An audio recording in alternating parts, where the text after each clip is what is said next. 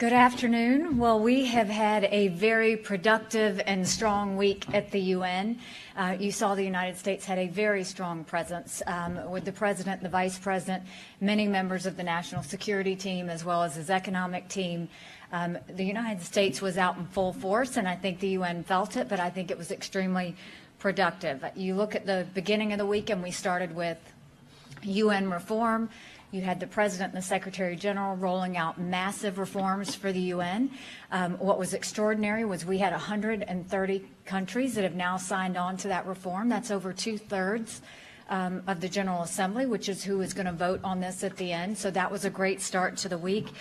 Then you saw the President's address to the General Assembly, and I think it showed the strength of the United States, but it also asked the world to come together, and it asked all the countries to come together as we fight these rogue regimes, and mainly North Korea and Iran. And I think what you saw were a lot of countries responded.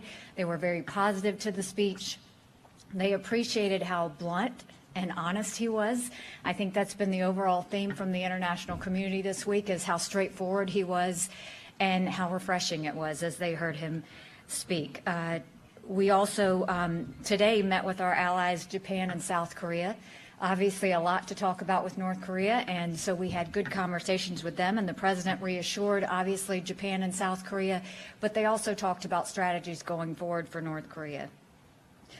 On Iran, that was a topic of conversation throughout the week. I think everyone was talking about the destabilizing activities that they continue to do throughout the Middle East, whether it's in Syria, Iraq, Lebanon, Yemen, and the list goes on. So it is something that we will continue to talk about and continue to move forward to make sure that we're stopping any of their reckless behavior as well. We also co-hosted a meeting with Secretary Boris Johnson, as well as the Dutch Foreign Minister Bert Koenders, on human rights reform, and really talked about the fact that it needed to be representative of its name. We have a lot of bad actors on that council. Both the President and the Vice President spoke about it in their speeches, and the need to see better quality countries that are on that council in order for it to be effective, and obviously for the United States to stay on it. If we don't see changes in the Human Rights Council, we'll continue to advocate for human rights, but we'll do it on our own if we have to. And then the Vice President attended a Security Council meeting yesterday on peacekeeping reform. We have made great progress this past several months in terms of reforming peacekeeping so that it's actually going towards a political solution. It's transparent, it's accountable, but we're also giving the troops the equipment they need and the ability to be trained in order to do their jobs. And so we're just seeing smarter peacekeeping, and I think that all came together in the peacekeeping reform vote that we had yesterday. One of the topics that everyone had to talk about this week and all had an opinion on was Burma. And as we're dealing with the crisis in Burma, and we're seeing how much migration has taken place from the Rohingyas going out of Burma, every country is concerned. They're concerned that the military continues to be aggressive, and they're concerned that the government continues to be in denial. And so I think you'll continue to see the international community talk about that. I think you will only see them get more active on that as we go forward. And finally, today the Security Council took a great step forward. It was a measure that I think the international community had been working on a long time. We certainly worked with our British friends on it, and that was ISIS accountability in Iraq.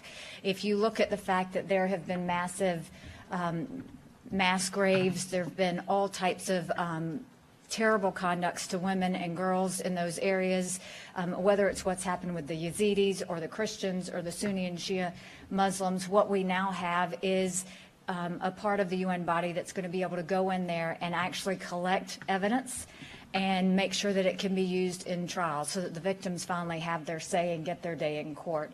So, or at least their families do if they've lost loved ones. So that was a big day for the Security Council today. And with that, there was obviously a lot more. I think the President met with multiple countries. There were lots of bilats. There was a lot of talk and planning and productivity, but overall we can say it was a solid week at the UN this week, and it was highly successful. But with that, I'll answer any of your questions. Yes.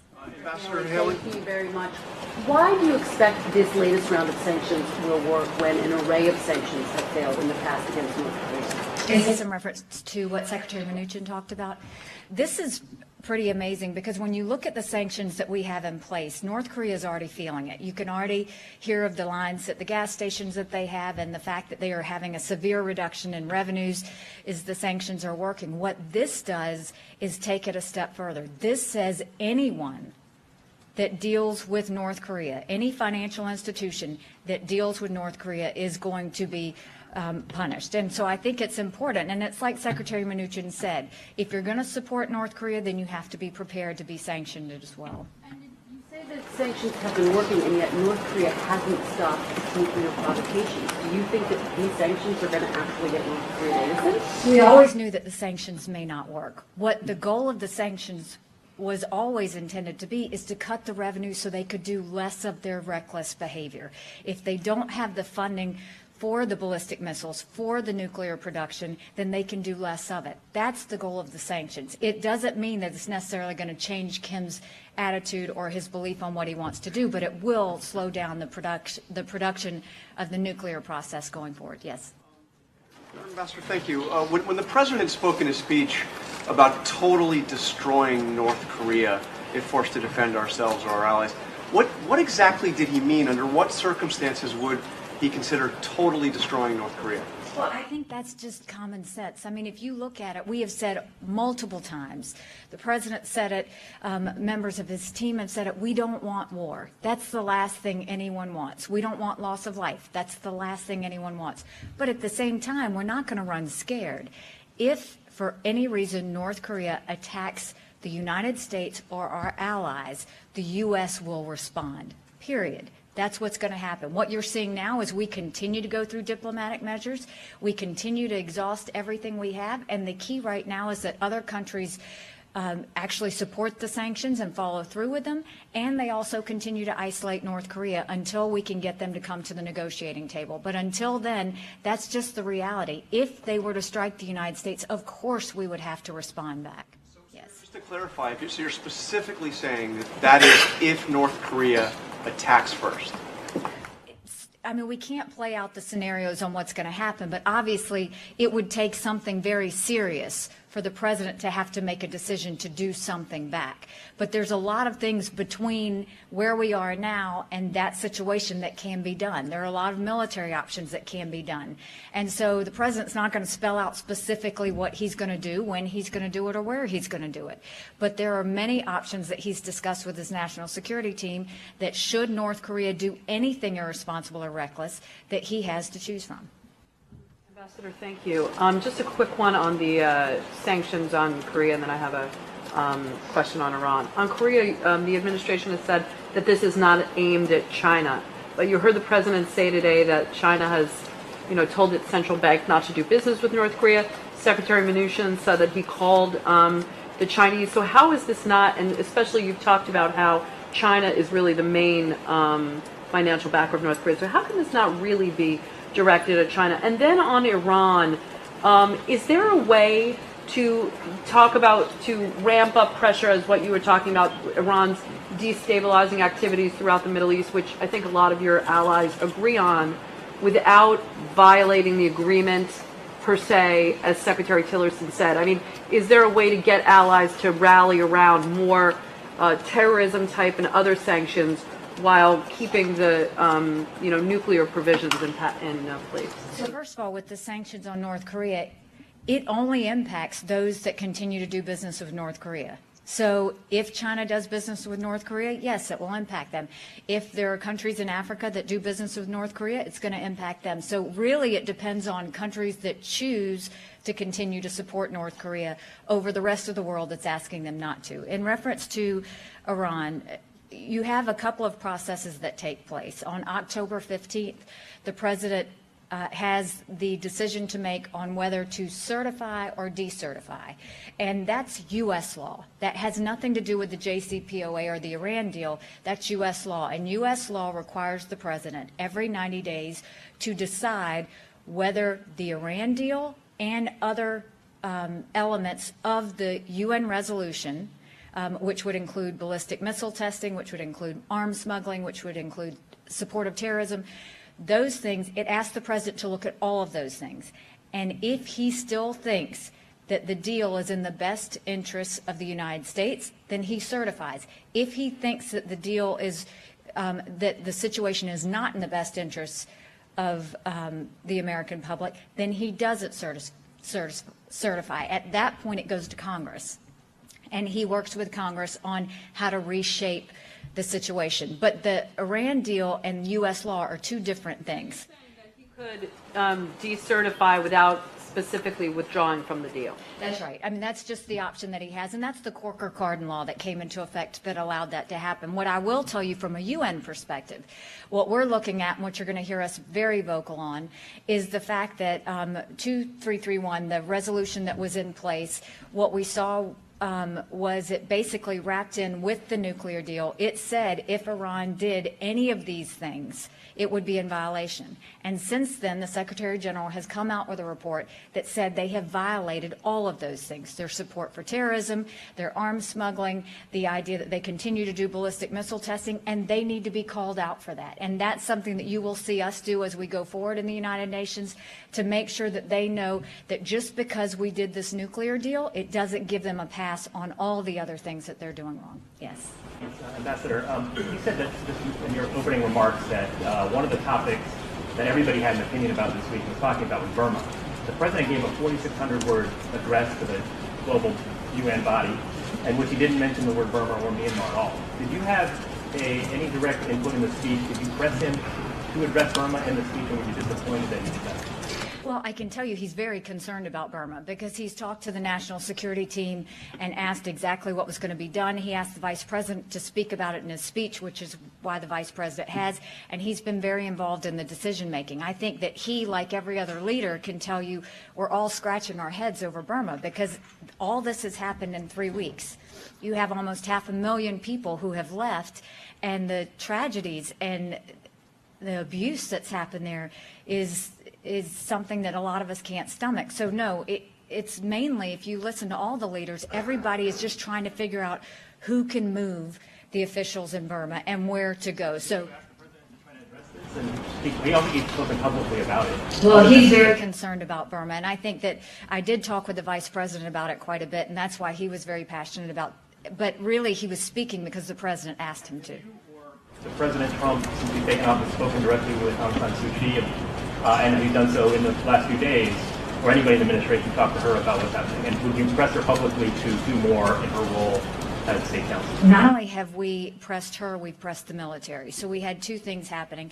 Secretary Tillerson did call her and did discuss the situation with her, but then also General Dunford is calling the head of the military to say, look, we've had a relationship with you, but this cannot continue, and we need to know what you're going to do about it.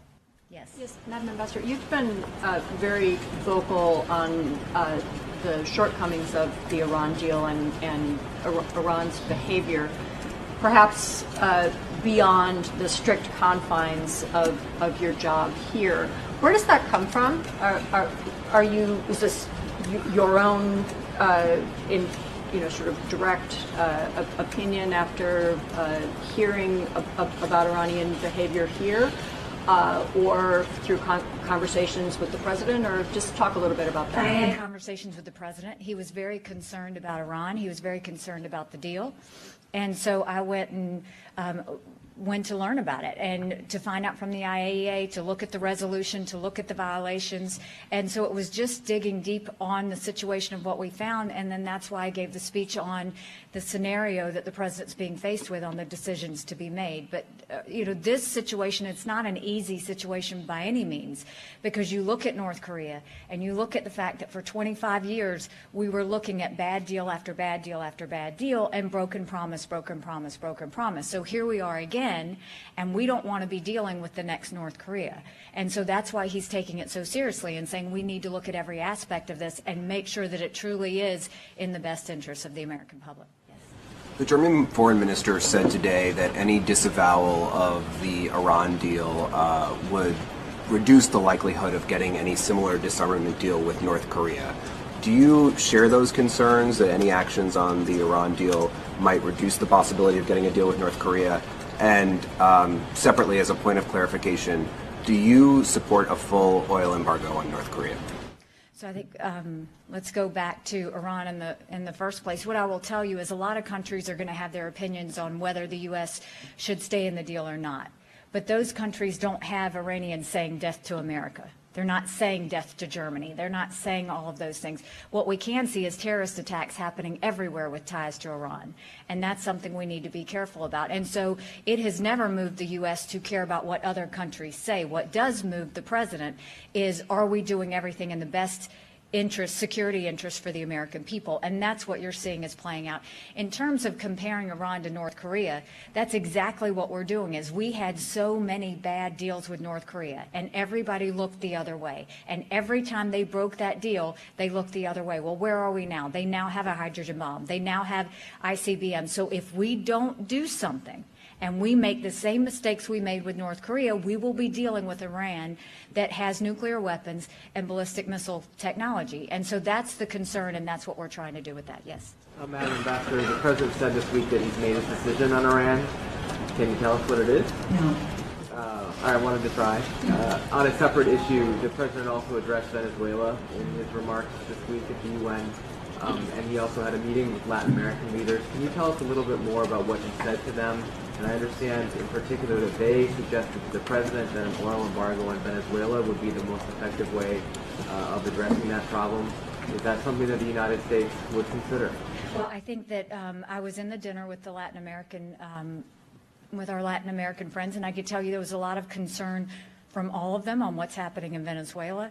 They have all tried. We saw they tried through the OAS, and Venezuela got out of that. We've tried to do it through multiple avenues to get to Maduro and let him know what's not acceptable. The U.S. has moved forward on sanctions, and they were not opposed to that. So, yes, there were some conversations on what they recommended going forward, but I don't think I should share that. I can tell you that there's a lot of support in Latin America to see Venezuela start to respect its people and go back to the democracy it's supposed to be. And I think every one of them was concerned about what's happening right now. Can you share just your own thoughts about an oil embargo in Venezuela, though? Is that something that... Well, look, if things don't improve, all those options are always there. And so that's what we're watching to see. First it was sanctions, and now we'll look and see. It's not off the table, I can tell you that. Thank you. There's been a lot of speculation about your political future and your future within the Trump administration. Some people are even saying that you're gunning to be Secretary of State and trying to push Rex Tillerson out. Could you please address these comments and speculation? There's going to be chatter about things ever since I was a legislator. People have talked about what I'm trying to do or what I'm supposed to do. What I'm trying to do is do a good job, and I'm trying to be responsible in my job, and I'm trying to make sure that I inform the American people everything that I know. That's what I'm trying to do, and I'm trying to serve the president of this country the best I can. If people want to take it to mean something else, that's their issue. It's not anything I spend time on. Do you want to be Secretary of State? No, I do not. Ambassador, how can the U.S. maintain its diplomatic credibility and get a nuclear deal with North Korea when it is willing to consider blowing up, damaging, putting in peril the existing diplomatic deal with Iran on its program? Doesn't this undermine U.S. credibility? It does not undermine U.S. credibility. What it shows is that the United States is going to always watch out for its people, and that just because there was some agreement that was agreed to, the smartest thing any country can do is go back and look at it and say, is it working? Not have too much pride to say, oh, I signed it, I have to continue to be a cheerleader. Is it working?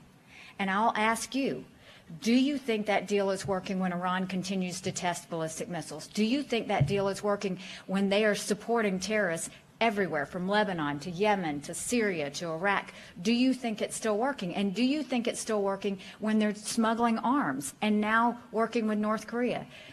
Is that in the best interests of the United States? I would question that, because what you're looking at is a country that says death to America, working with other countries that may also want the same thing, and the president has the responsibility to make sure nothing happens to Americans. And I think that's what he's trying to do. Back in the back. Thank you, Ambassador Haley. I am from Bangladesh. Just I want to know, I have two questions on Myanmar, Burma. Bangladesh Prime Minister had a conversation with the President Trump, and after that conversation she said in an international news agency that President Trump is not willing to resolve this issue. But we can understand the United States is doing a lot to resolve this issue. So will you make any comment about this Prime Minister remarks to the international news agency? Second thing, will you give any time limit to the Myanmar Burman Authority to return back the refugee, as Bangladesh is facing huge crisis to accommodate these numbers of the refugee in the Bangladesh territory? I think the United States has been taken aback that so much has happened and gone in such a terrible direction in the last 3 to 4 weeks. And I think what you're seeing is every member of the national security team is talking about it. And every member of the national security team right now is calling their contacts and their counterparts in Burma, as well as making sure that we're supporting Bangladesh in what they're doing. Bangladesh has been unbelievable in taking on these refugees. But at the same time, we have to look at the refugees as now they have no home. And it's no way for any one person to live. The human rights situation is terrible, and we want to make sure that we're doing all we can. So what I can tell you is it's all hands on deck in terms of the National Security Council trying to look at it and say, what steps are we going to take next? Okay, last question. After losing ground in Iraq and Syria, the Islamic State is looking at Libya as a new possible base. Are you in favor of sending back the UN system to Libya, the UNHCR, to manage the refugee camps? And what is the United States ready to do to prevent terroristic infiltration in Libya? Well, first of all, I'll tell you that if you look at the situation, I think that we have made amazing progress in Iraq and Syria in terms of defeating ISIS. And that's almost been complete, and we're very proud of that. In terms of Libya, that's been something that the National Security Council is meeting with and deciding what our next plans are going to be, and I'm sure they'll roll that out when they're ready. Thank you very much.